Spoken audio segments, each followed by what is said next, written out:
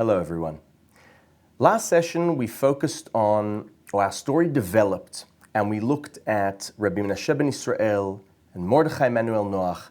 We shifted, or we jumped from the 17th century to the 19th century, where we got closer to talking about or questioning Messianism, Zionism. How would we define Mordecai Manuel Noah? And today we are going to continue with the 19th century setting and focus on two very prominent figures. One who is a historic anomaly we know almost nothing about, Rabbi Judah Bibas, or potentially Rabbi Dr. Judah Bibas, which is part of the issue. This is one of these fascinating historic figures who, living or sort of contemporaries to Mordecai Manuel Noah and Rabbi Judah Alkalai, the second figure we're going to be dealing with, and each one has a slightly different plan, an idea, and here the plot's going to thicken.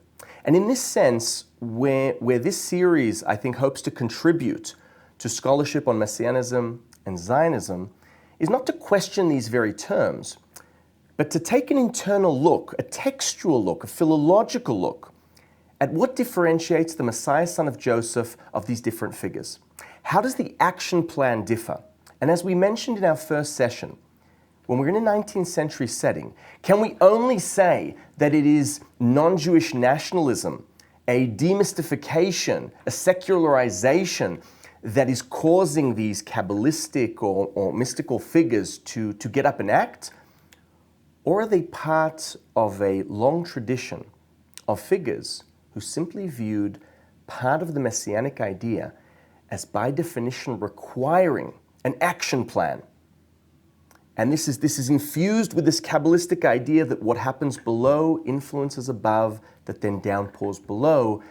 And the shift from Messianism to Zionism, one could argue in this narrative, is no different. And I want to focus now on our first figure, on Rabbi Judah Bibas. Now, many of us have never heard of Bibas. It was only a few years ago that the city of Jerusalem, gave him a little alleyway somewhere near Shuk Machne Yehuda. We don't know much about Rabbi Judah Bibas, but interestingly, one of the founders of Rechavia, the Jerusalem neighborhood, Yitzchak Raphael Molcho, writes a piece many years ago where he identifies Rabbi Yehuda Bibas as the father of Zionism. So we see here this contested narrative. How do we call who? What do we do with this? What do we know about Bibas? How would we portray this enigmatic figure?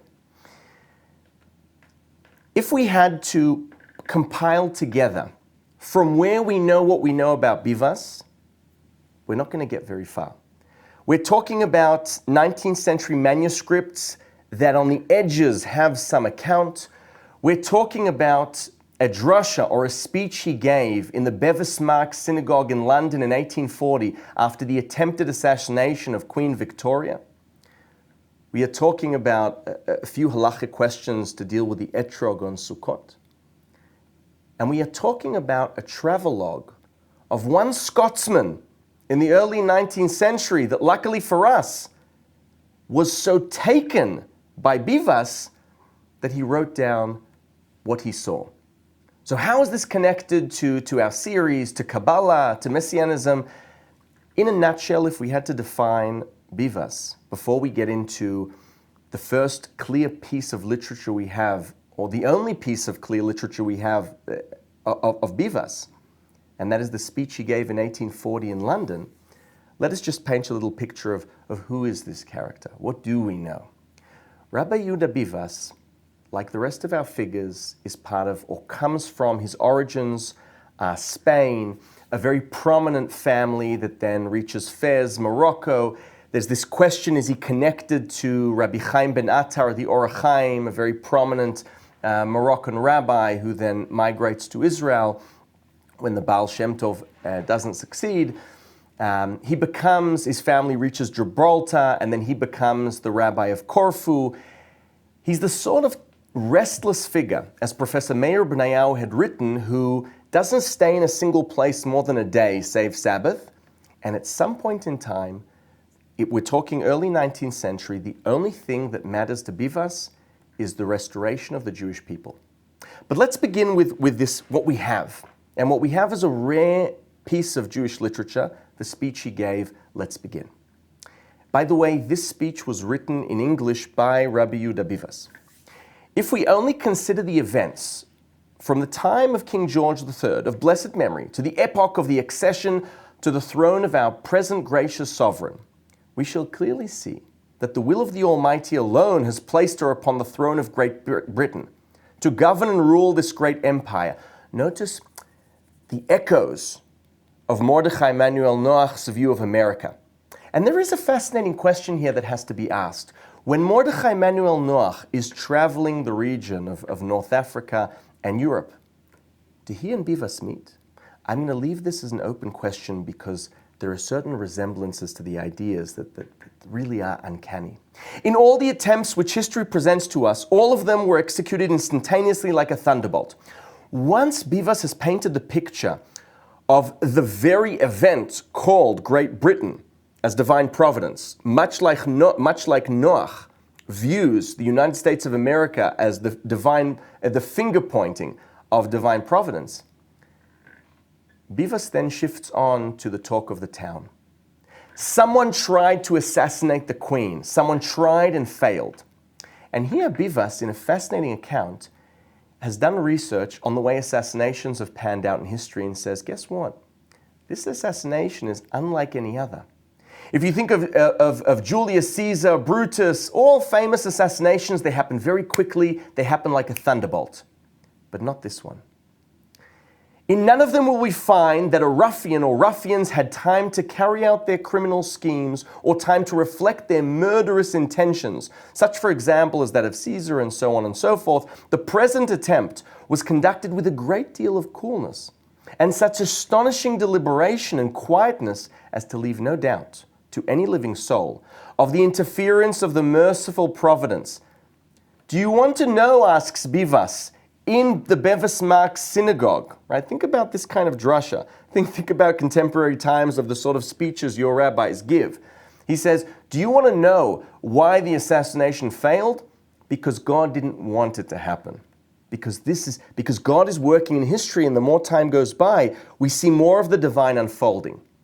And the question that begs itself is then, well, how is this connected to us Jews? And a separate question, what is Bibas doing in London? We'll discover that in just a moment. The assailant had all the time to fire, not one, but two shots, right? He had all the time in the world. And it was thus, notice how he calls the Lord. This is gorgeous. It was thus the will of the disposer of destinies. What a catchphrase. The disposer of destinies to show to everyone, to convince every man of sense, every man of religion, that he is the only guardian of mankind, and more particularly, so to those whom he has created to rule and govern nations. Right? God wants to send us a message. And interestingly, Bibas will conclude his speech, which supposedly doesn't seem that it requires any action, that it has anything to do with an action plan, very interestingly with the Psalms. If the Lord will not build the house, its builders have toiled it in vain. If the Lord will not guard a city, its watchers keeps his vigil in vain. And in our days, the Lord shall gather us from the nations, the dispersed from the ends of the earth, and he shall fulfill the verse, he shall perform the miracle for the nations and assemble the castaway of Israel. You feel Menashe ben Israel's soul present in this writing. And we shall witness and gather of nations together to worship the Lord, and he shall rule over the land of that day, and he shall be one and his name one. Now, if I closed curtain here on Rabbi Judah Bibas, in the speech, by the way, it said doctor, so potentially he also, had a diploma or scholarship or dissertation. We know he had a huge library, such a huge library that when he becomes the rabbi in Corfu, the house that they give the Bibas family is too small to hold the Bibas family and Bibas's library. We know he collects manuscripts and books, so this guy knows what he's talking about.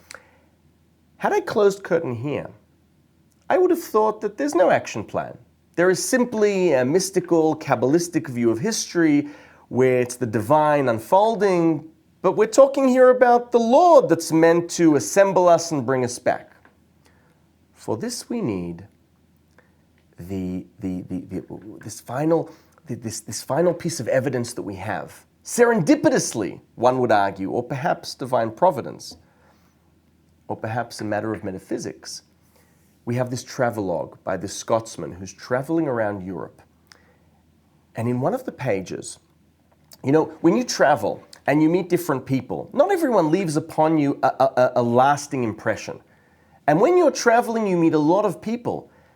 Imagine Bibas as this tireless figure going from one place to another, continuously leaving, stamping lasting impressions upon individuals, such as entering his name into this travelogue. And here's what the Scottish traveller tells us.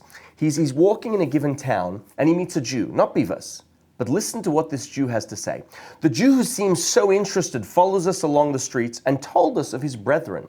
He then told us of as much of Rabbi Bibas from Corfu, whom he called a grand rabbi, traveling to seek the reformation of his brethren. Aha, we already have a testimony. The purpose of Bibas is going around Jewish sovereignty back in the land. The young man spoke with great admiration of him and sentiments, and especially of this one, that the Jews must be instructed in science and in arms, that they may go west and free the land of Palestine from the Turks under the conduct of Messiah, as the Greeks wrestled their country. Fascinating. Hadn't this Scottish traveller met this Jew, whose lasting impression of Bibas was upon him, who then introduces the Scotsman to Bibas, as we will learn in a moment, we would have none of this. This is the sort of figure that poses problems for historians, right? Because we're perplexed. We don't know what to do if we don't have data, if we don't have the information. And yet we have this page and a half from this travelogue that tells us, or makes us wonder, who are the other Bivases in Jewish history? Who are the others that tried to do this? And perhaps there are missing papers and documents, correspondence between Mordecai Manuel Noah, Bibas, and others. We don't know. And we don't deal with what we don't know. We only deal with what we have, as Professor Daniel Abrams has taught us. Notice that the very ending speaks here of the need of a Messiah, much like Menashe ben Israel's Messiah, much like the Abravanelian Messiah, who is, make no mistake, a military chief of staff. And notice the other thing. You need an education. For Bibas, science and military, and Molcho wrote about this, Yitzchak Raphael Molcho, the founder of Rechavia, not Shlomo Molcho. This confluence of knowledge, of secular knowledge, together with the ability to defend ourselves, is what it was all about, and the messianic process for Bibas. So let's now shift to flip a few pages in the travelogue where the Scotsman arrives. He has to meet this grand rabbi from Corfu. And here's what he learns. On our entrance, he excused himself for not rising, a slight indisposition and the fatigue of traveling obliging him to lie on the sofa, right? This is a man that, as Bnayau said, Professor Bnayau, doesn't stay in one place for more than a day. He's very tired. We said, the Eastern manner became one of his nation, right? Because he's lying down on a sofa, doesn't get up for the guests. He replied, no, the Jews are not Easterners. He said, Abraham came from the distant East, true. But you are not to reckon a nation by their first parent. This is fascinating. I remind us of Professor Katz and this idea of nationalism and this idea of differentiation. And one can begin to speak, even according to Katz's definition, of a sense of awareness within Bibas of what a nation is, what's going on in the world, and this differentiation. And also, interestingly, what do we learn from here? That we have an evolving Jewish people. The Jewish people of old, who believed perhaps in a passive messianic idea, are no longer the Jews of the 19th century that understand that we require action. But we continue. What do the Scotsmen teach us? He wished to show us that Messiah must be a mere man, aka Messiah, son of Joseph. He admitted the state of his people at present, and here he goes on to paint a rather grim, superstitious picture of Polish Jewry, very interestingly, who, think that everything in the Talmud is literal and so on and so forth. But then there are a few other very important bits and pieces that we learn here. For example, why he goes to London. He gets to London. We know here he wants to go to Sir Moses Montefiore to say, tzedakah, charity, philanthropy, you want to give the poor funding without first having a military? It's all going to go down the drain. No. According to Rabbi Judah Bibas, and this is fascinating, you need to first ensure practically that you can stand your own ground and then talk to me about philanthropy and charity.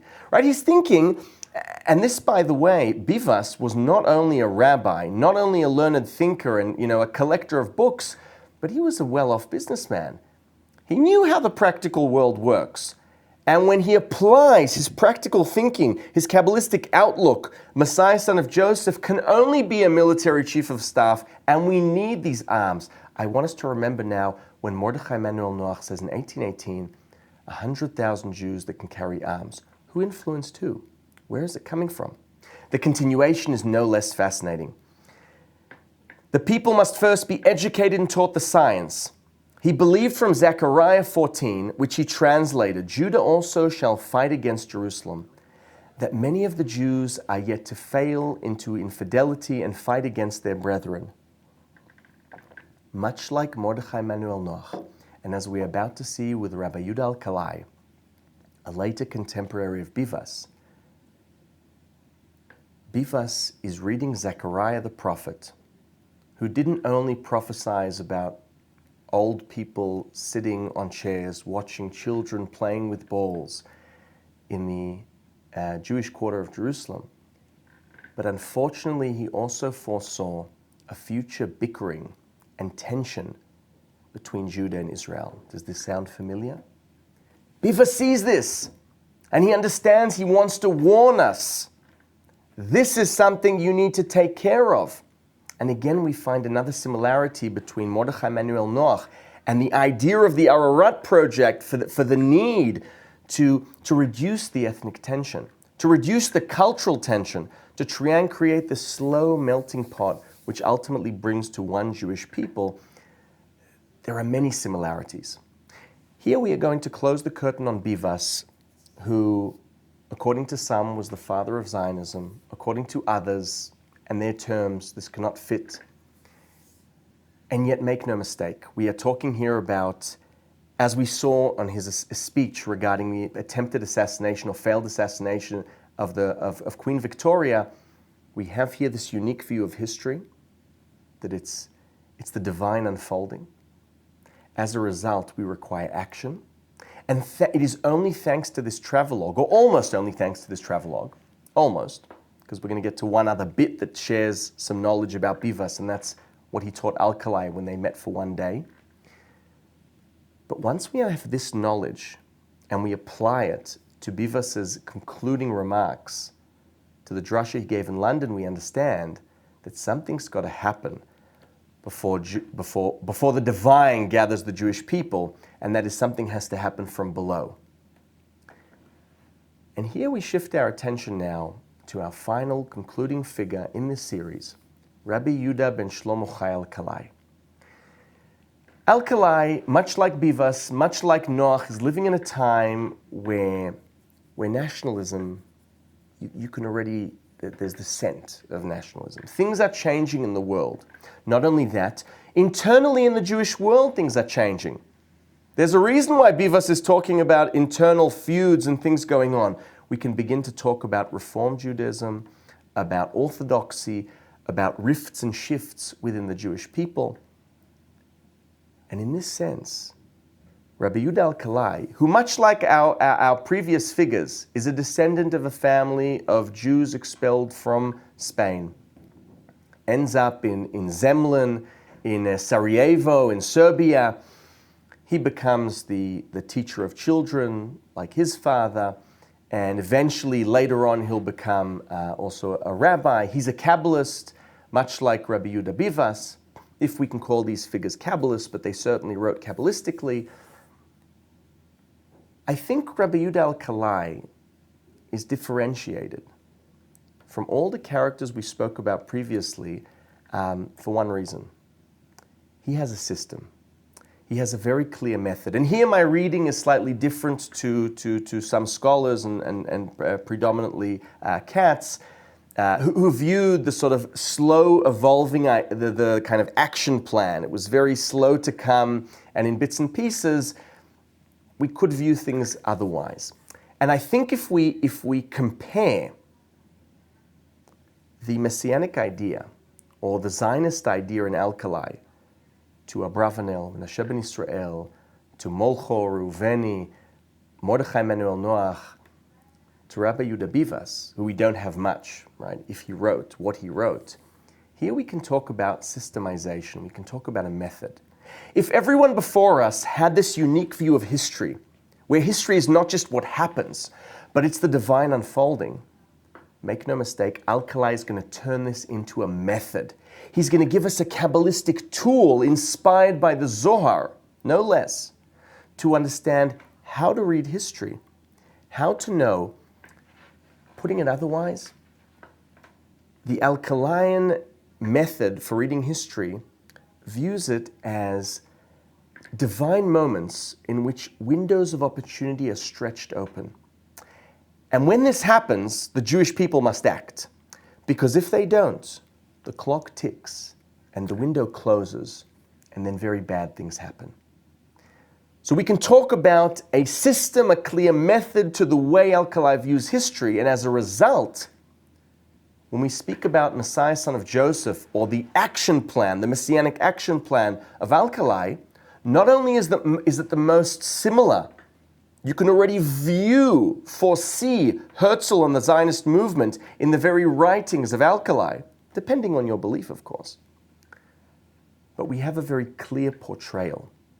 Unlike Menashe ben Israel, Abravanel, and others, where we have this military chief of staff with Maimonides, we have this utopian chairman of the Jewish agency, together with the chief rabbin, and together with everything. With Alkalai, we can begin talking about a sort of supposed secularization or a secular portrayal of the Messianic idea, which is not to say it is influenced by secularism, but it rather is an evolving influence of previous Messianic ideas that Alkalai is applying in his time.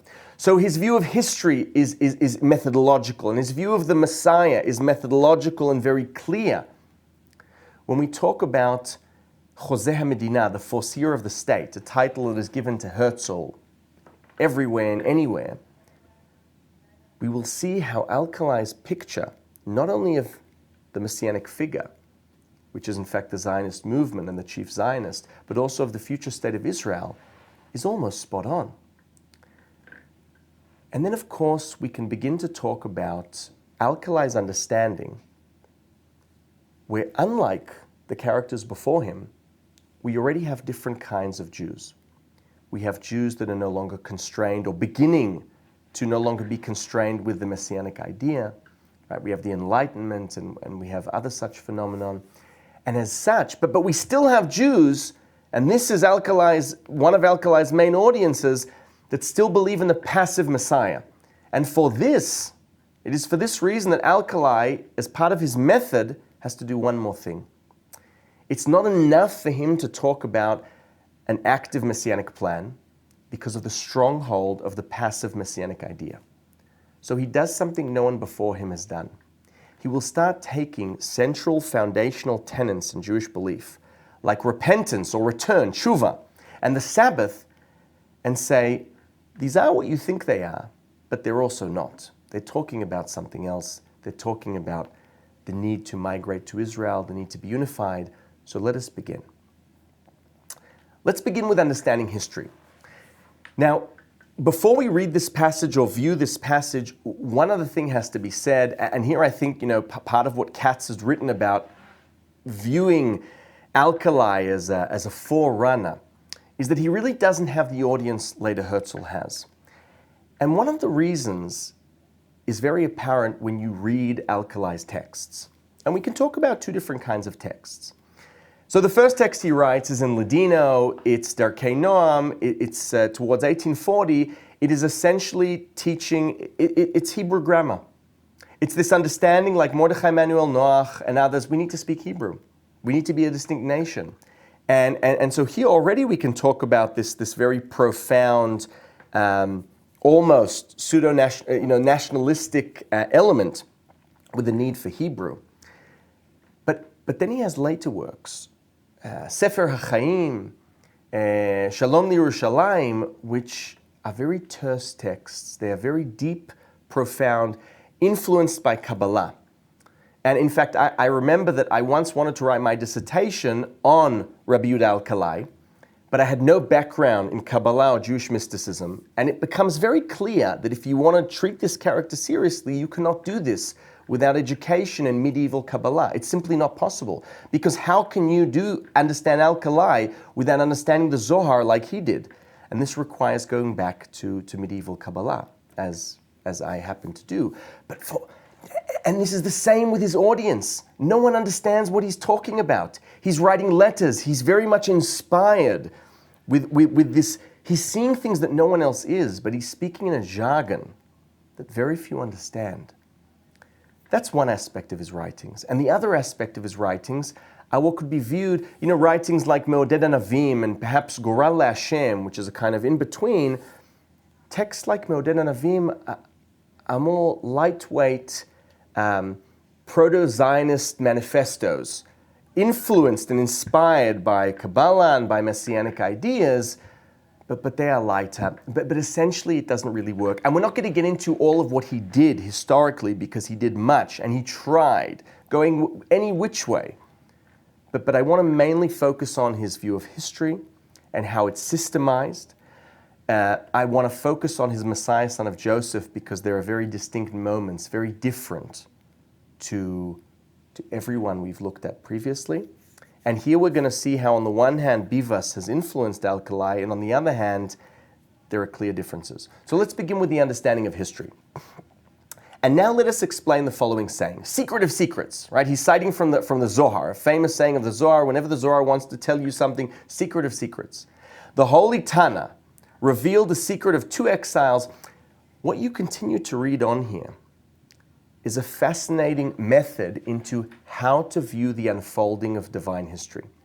And that is to say, Alkalai will teach us, based on the Zohar, once the Jews committed the sin of the golden calf, it had cosmic historic ramifications. Sure, it meant they were going to build the first temple, there was going to be the second temple, but due to that punishment, due to that very night, right, the night where the bride and groom, Israel and God, come together, they cheated on him with a golden calf. Due to that sin, something's got to give, there has to be a punishment. And Alkalai says for every tribe, there are 100 years. And so from the moment of their banishment, they could not come back until a certain period of time had ended, until the punishment had concluded itself. And he says, do you want to know when that is? The year 1268. The year 1268 was the first time in Jewish history where a window of opportunity opened. And it was as if the divine was calling and said, I'm back, it's time, what are you going to do now? And here Alkalai says, but unfortunately, the Jews didn't listen. And as a result, 1290, we're banished from where? England. And he notices, he says, well, watch what the Tana is saying. He says, the Tana saw our drowsiness, tears dropped. The source of these tears, why is the Zoharic figure weeping? The hardship and decrees and banishments and mass murderings that will befall upon Israel in the 6,000, such the Lord will do to Israel, mending the hearts of kings and ministers of the lands to exile them. And he says, expulsion from England, from France, 100 years later, Portugal, Spain. Every single time this happens, it is as a result of God opening this window of opportunity, which happens every 100 years. Right? Professor Chaviva Pdaya has taught us about the importance of cyclicality. And Professor Elliot Wolfson has spoken about linear cyclicality. And we speak about this notion both in Zohar and all over medieval Kabbalah. And in this sense, Alkalai in the 19th century is adopting this cyclical view to say, this is the way God works, this rhythm, these pulses, that these windows of opportunity stretch open, and only the Kabbalists see them. And it's the Kabbalist role to come and say, wake up! I can show you verses that tell me that if we don't do this, 1290, we're going to be kicked out of England. And if we don't then do this, there's going to be kicking us out of Spain and Portugal, the year being 1492, the one, and right, he says, I can bring you proof for all of this from Scripture, but with a clear method. The graceful and merciful God would not obtain us, and the Messiah would come without causing attention, for it is only dependent upon the Teshuva to the land. Had we only, in one of his most terse, difficult texts, Sefer HaChaim, a lot of Kabbalah in Sefer HaChaim, he says, any one of those moments when the window of opportunity opened, had we only understood that what we have to do is do tshuva, real returning, which is quite literal, return to the land of Israel, there would be no punishment. But the Zohar's weeping comes because it foresaw that we would not, because the Jews don't listen. Now here something scary happens, because there are a few potential prophecies in Alkalai's writings. You know, Alkalai is the kind of author where, and we have some of these authors that you read a certain text and you say, no, I didn't just read that. And this is one of those texts. Notice what he says. There's worry in the land that when Alkalai talks of window of opportunity, he identifies 1840 as a very important year. In fact, this goes back to a long trend of, and this begins with Nachmanides and with Abravanel and others. Everyone, it's this sport of the Kabbalistically inclined to try and say, what's the year in which Messiah is going to come? And the problem, of course, is that when Messiah doesn't come, there's devastation.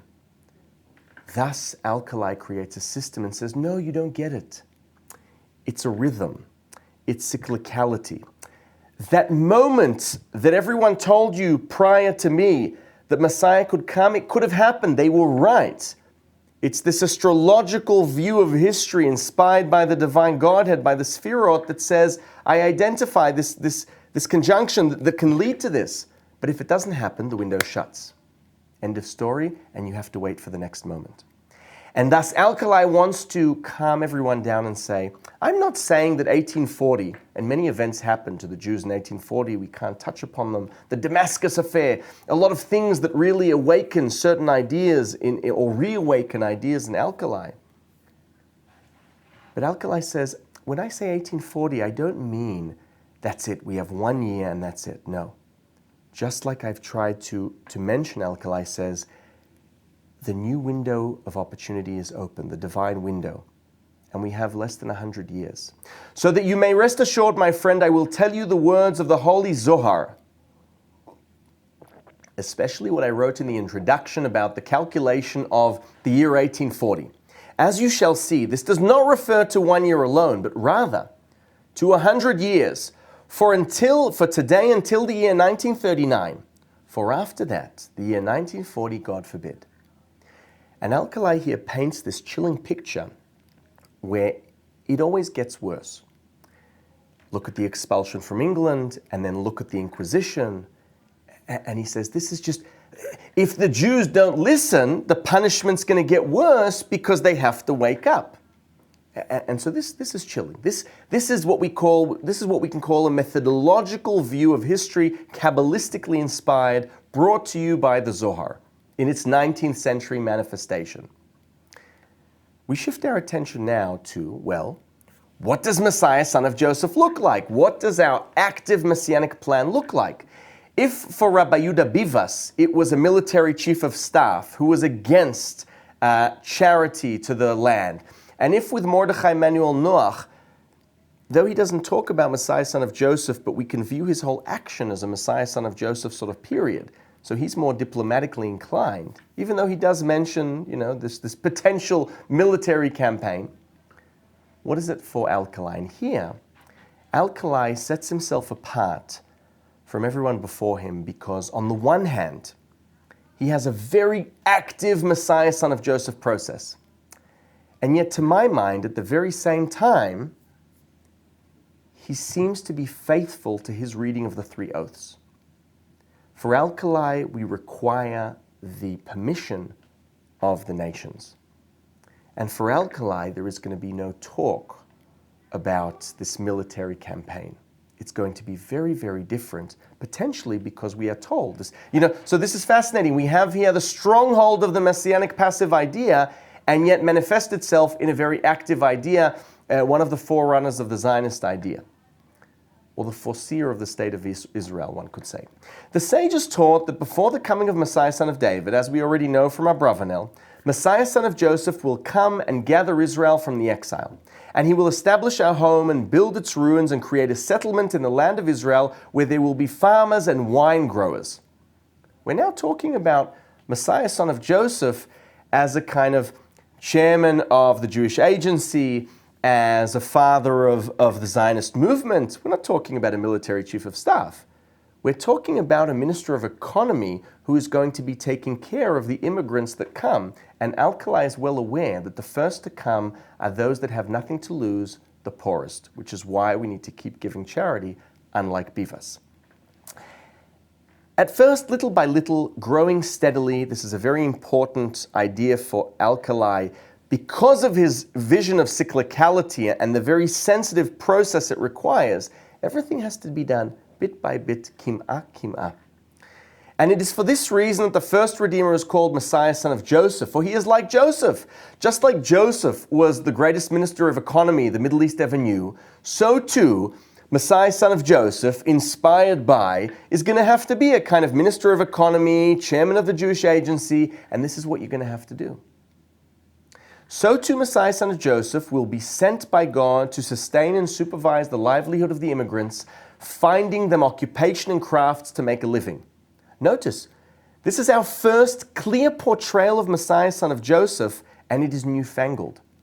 It is fascinating that in the very same breath, one can talk about how traditional and loyal Alkalai is to the passive messianic constraints of not promoting a military campaign, and yet everything here is so avant-garde. This is avant-garde messianism.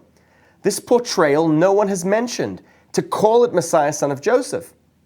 And yet, he's traditionalist in the way he proves it. He says, look at Joseph. Joseph is the one that led us and took care of us there in exile. This is going to be the same thing.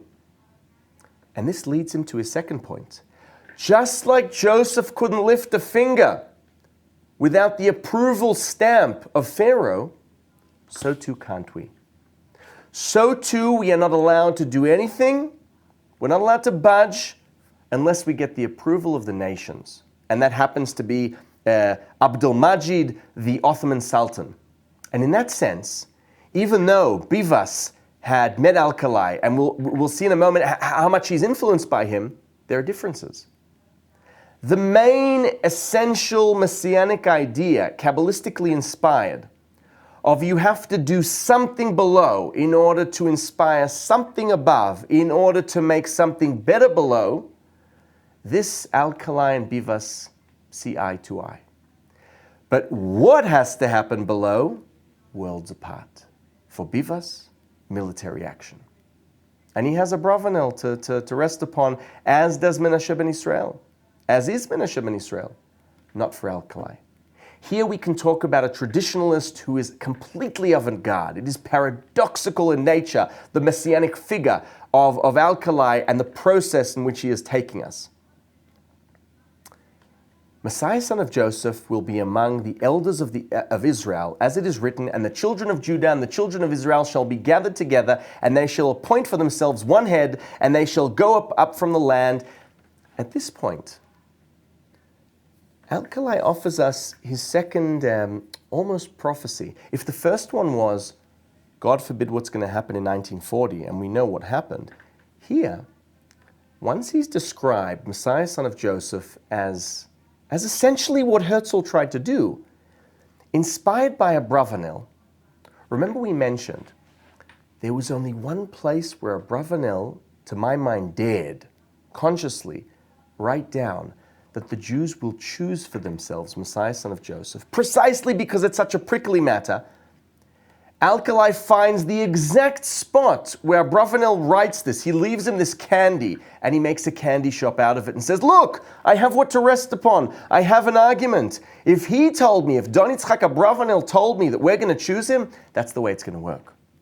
And I have a verse that teaches me this from Hosea. And this one is Messiah, son of Joseph, as it is written in Don Yitzchak Abravanel. And he will be called Messiah, son of Joseph, for he will be selected, listen carefully, for he will be selected by the chosen assembly, which will be comprised of the leading figures of the Jews in Europe, as it is written in Genesis Rabbah, awake, north wind will come south wind. It's almost as if we have here this Kabbalistically inspired vision, this vague vision of the Zionist Congress, of the choosing of Herzl, of, you're the head of the show. This, one cannot, in this narrative, it is a fascinating connection one can make between these. What do we make of these? Is this a prophecy? Is this a bet? Is this a... It's Alkalai's view of Messiah, son of Joseph, and it's unlike anything else before. This is Kabbalistic Zionism, one could argue. When the exiles awaken in the north, they shall come and camp in the south. When the King Messiah awakens for in the south. And here he continues and says, look, it's very simple that everything you read about, Don Yitzchak Abravanel wrote this, we're talking about Northern Europe, potentially Vienna. We're talking about areas in which it's going to arise, it's going to happen. And as Alkalai likes to do, it's not me, it's the Zohar, it's Abravanel. I stand on very steady ground, and yet he's a revolutionary. And this is the meaning of how beautiful on the mountains are the feet of those who bring good news, who proclaim peace.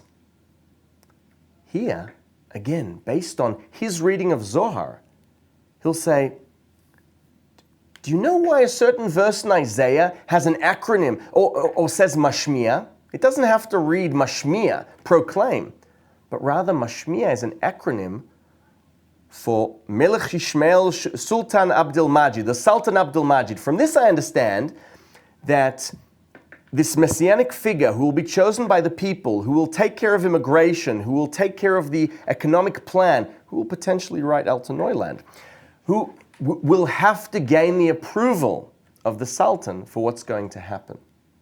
This is Messiah, son of Joseph, according to Alkalai, and it's unlike anyone before him. But this isn't enough. This isn't enough for Alkalai. It's not enough that he has a set methodology on how to view the divine unfolding in history. It's not enough for Alkalai that he is preaching all over Europe, the Balkans, Israel, writing letters to anyone who's going to hear, Montefiore, who listens a little bit, unlike others. Jews aren't going to listen. Jews are not listening because we have this stronghold of what we need to do. We need to do tshuva, we need to repent. And so part of the Alkalaian method is to take these central ideas and say, we simply misunderstood what they mean. We're going to make the active messianic idea kosher by creating newfangled interpretations for concepts like tshuva, potentially the most important in what Judaism is. It is written in the Holy Zohar, at the start of the portion of Kitetze, that God is not called a king, but only in the land of Israel. This is what it says in the Zohar. That is, the first tshuva that the Israelites will do in the days to come is that they will ask to be with their king. Meaning they will ask to return to Israel so that he may be their king. And I heard from the holy mouth of the great and grand Rabbi Yehuda Bibas that this is the meaning of the verse in Malachi, return to me and I shall return to you. This is Kabbalah. This has Kabbalah all over it. These are what happens when two Kabbalists, Zionistically inclined, get together. You have a rereading of Malachi that inspires things, and yet Jews don't listen. That is, that we shall return to Israel, and only then will his glory dwell among us. You got to do something below to ignite a process above, and this is what Malachi was talking about. And the model, and Alkalai will have many such examples where he takes tshuva, Sabbath, and says, Jews need to keep 2 Sabbaths in a row, or Jews need to keep, if all Jews keep Sabbath, then the Messiah will come. He says, do you really think the hardship of Sabbath is simply not performing malachas, actions on Sabbath? You misunderstood. what could be harder? This is still relevant today. What could be harder than making Aliyah? Nothing's harder than making Aliyah, Alkalai says. That's the Shabbos, Shabbat, to return. That is the Teshuva that the sages spoke about. So we close the curtain on this idea. And here I want to conclude with one final part of the methodology of Alkalai, and where he differs, yet again, from everyone before him. All previous examples of the future messianic action plan deal with the happily ever after, what's going to happen, or even are inspired by the first Exodus. Alkalai says, no. If you want to understand how to fix the problem, you need to understand what caused the problem. Alkalai's whole methodology is solely based on what led to the problem, what brought us at first to this broch, to this pickle. And that is the selling of Joseph. The quarrel between Joseph and the brothers. Keeping Sabbath means coming to Israel, for our fathers desecrated the Sabbath when they sold Joseph abroad. What does that mean? It means that they allowed him to go to Egypt. And as such, and that led to us going down to Egypt, that led to us leaving Israel. So the first thing we have to do is immigrate back to Israel. And that's why his Messiah, son of Joseph, is who he is. We need to come back. And the second thing is that they wouldn't have sold him or done this in the first place had they been united.